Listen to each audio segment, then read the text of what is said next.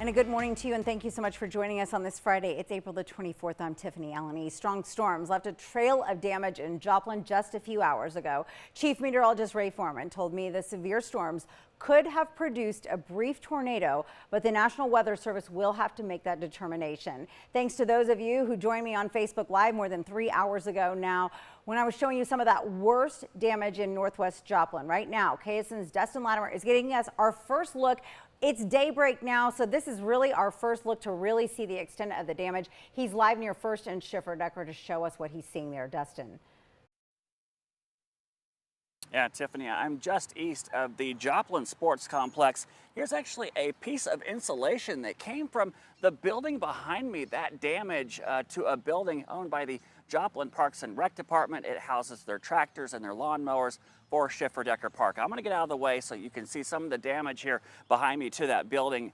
The damage from that storm came from a severe warning storm that moved in around midnight.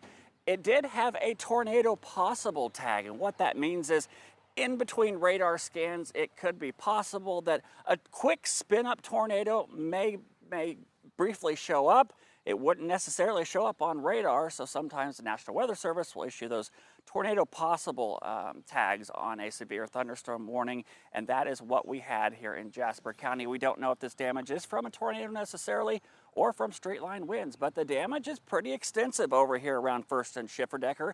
From the building behind me that's owned by the Joplin Parks and Rec Department, that building the debris has been strewn a couple blocks away. Part of it's wrapped around a house, and then a little bit further down, some more of the building is wrapped around a tree, and then also have trampoline in a house. We've got limbs down, we've got trees down. I know over on 2nd Street near 2nd and Schifferdecker, there is a tree that was completely blocking 2nd Street. So if you're heading to work, if you're heading to school this morning, you'll want to be aware that 2nd and Schifferdecker around that area might still be closed.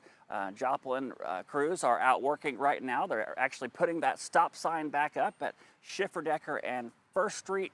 We've got crews that are cleaning up debris to my left. We've got Liberty Utilities restoring power to my right. And as the sun comes up, we can now see what damage that storm has left behind. Tiffany, back to you. Dustin, I mean, I was there, and seeing it in daylight really gives you a much different perspective.